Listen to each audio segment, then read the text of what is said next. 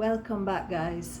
Well, I have another story for you today out of the same Hero of Fern Gully book by Glen, Laman and Basil Kong. This time I'm going to read you one of Mr. Basil Kong's stories, and it is called Nobody Knows the Trouble I've Seen, Rosie's Story. And I'm really having fun reading these stories to you, and I must say that I've now received some books from another Jamaican author. She's Jamaican, she lives in Orlando, and I'm not going to tell you her name yet. I'm going to tell you when I read her stories in the next video. But it's exciting because it's really such a fun opportunity to share Jamaican talent with you guys. And you know, who doesn't love a little story time? So you know, sometimes you can even just be in your kitchen cooking your dinner and just turn on the video and listen to the story. You don't have to be holding the book and reading it. So I hope that you will enjoy it. And yeah, so here we go. Okay, Nobody Knows the Trouble I've Seen, Rosie's Story by Basil Kong. How did my brother and I come to live with our grandmother Rosie? In 1947, my father abandoned our family and returned home to China. I was just 4 years old and my brother Earl was 3. Out of desperation, my mother decided to accept her sister Elaine's invitation to migrate to the United States. Elaine had previously settled in the United States with her husband and her 2 daughters. Suddenly, in the middle of the night, my mother loaded a truck with a spring bed, a bureau, and other pieces of furniture and took us from Kingston to Woodside, St. Elizabeth. She left her children in the care of her mother and returned to Kingston to depart for the United States the next day.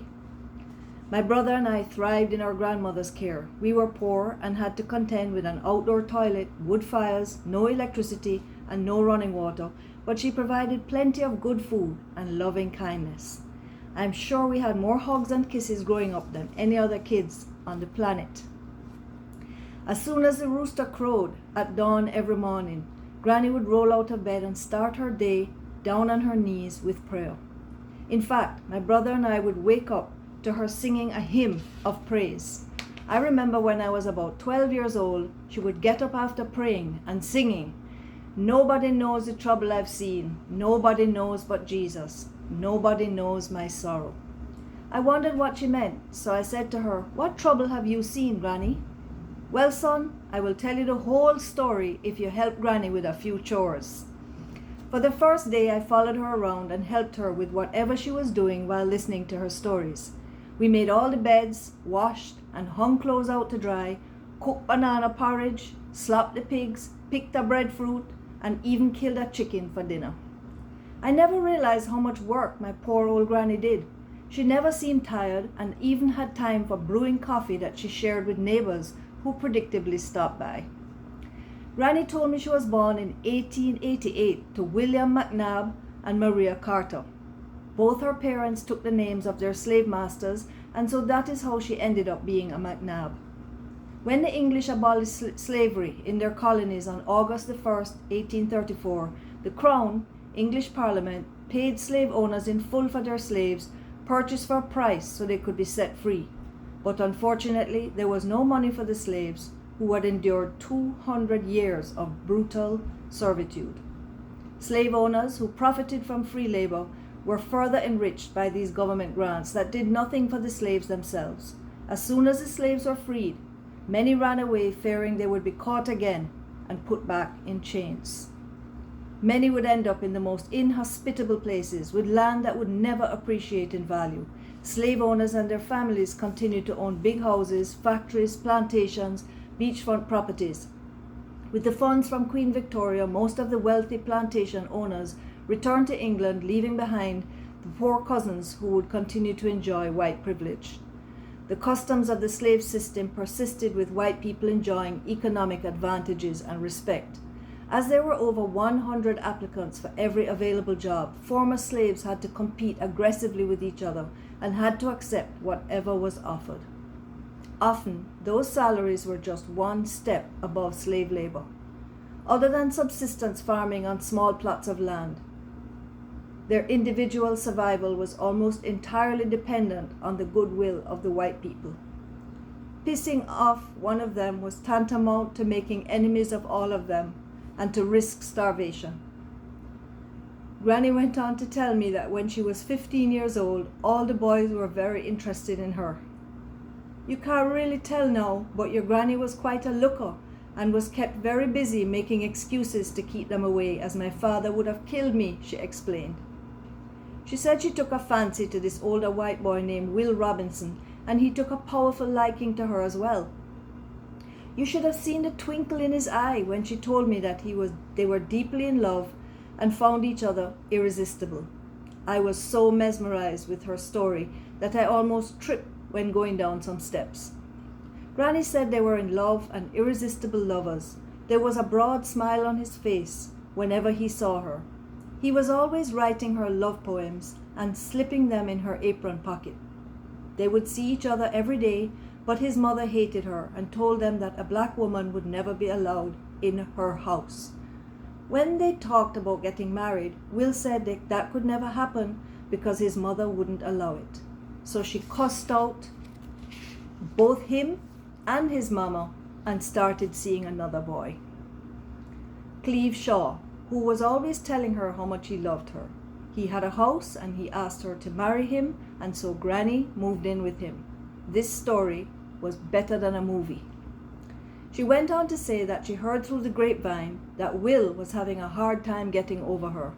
He couldn't eat, sleep, and was inconsolable and stayed in his bed all the time. Serve him right.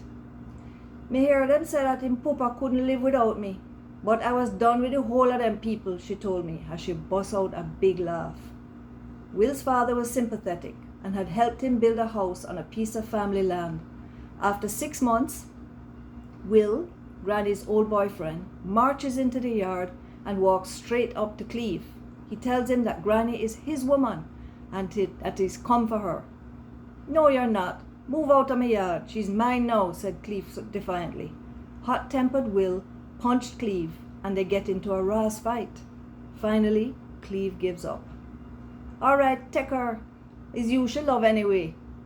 Will picked Granny up, put her on his shoulders, and carries her to his house. She was kicking and protesting all the way.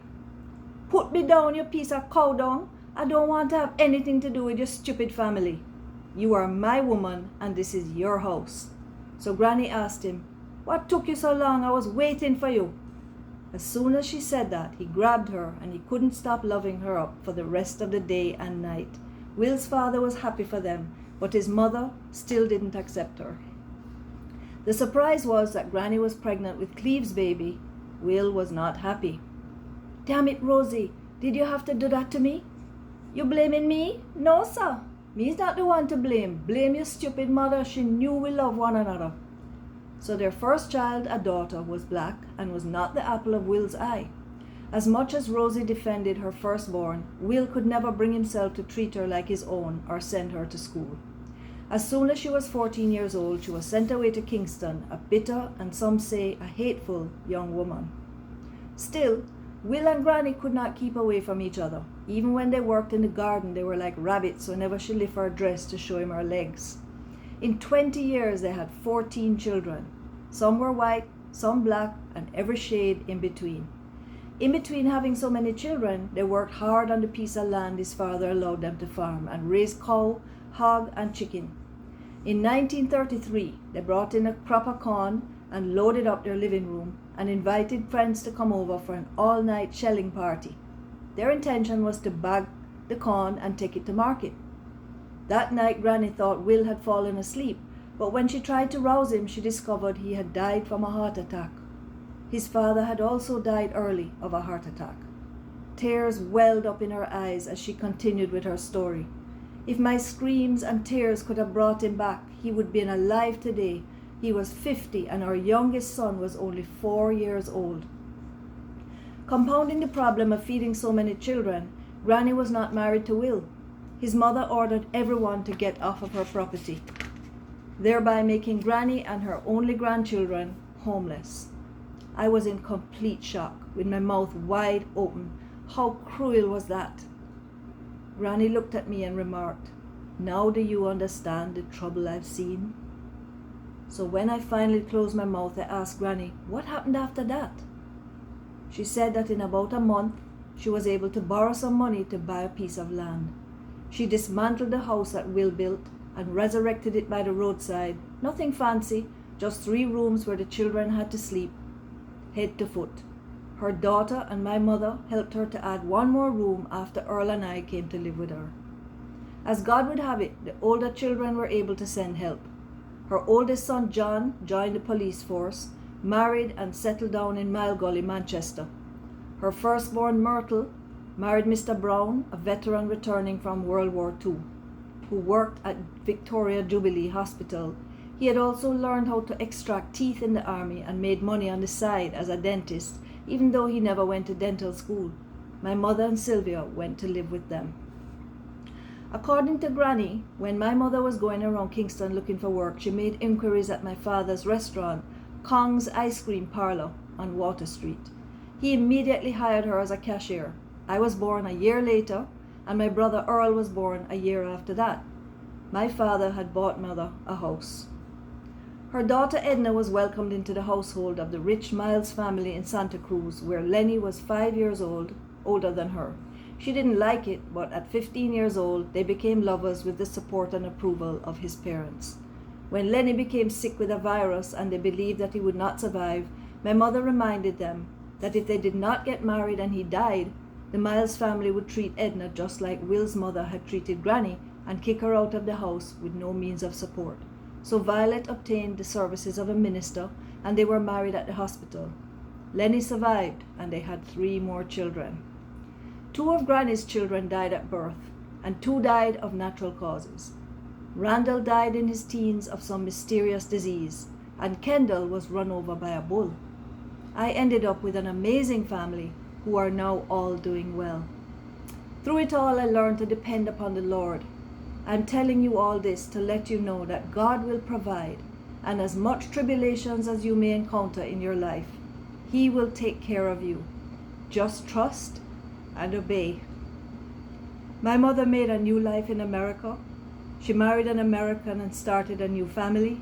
They would later greet us when my brother and I joined them in Morristown, New Jersey in 1959. I was 15 years old. Until then, I would not be able to pick out either my mother or father in a police lineup. I could not have recognized either one of them. I've never seen my father since he left us. In every seed, there is the promise of a forest. Miss Rosie's offspring now number over 100, mostly residing in the United States. Among them are several educated and prosperous descendants. According to Granny, if you plant seeds of kindness, you will reap a bountiful harvest. You know, the author, I find that to be such a moving story in so many ways. And the author wrote a note at the beginning, which I'm going to share with you here as well. Rosie's story is so real. It reminds us of the derivation of Jamaica's motto, out of many, one people. However, as her story shows, it's not always an easy road to live up to this motto. And while many advances have been made in terms of race and class on the island, a look back in time reveals the stark reality of another era. It is the story of the power of love to overcome family and societal obstacles. And there you have it, a wonderful story by Basil Kong from that same book, The Hero of Fern Gully, and another taste and slice of Jamaican life. I'm honored to have been able to read it to you guys. Have a wonderful day, night, wherever you are, and thanks for subscribing. Please subscribe if you haven't already. Share this story with somebody who you think might enjoy it, and drop a comment if you have something to share or to add to this. Thanks for listening, guys, or thanks for watching, and I see you on the next video. One love.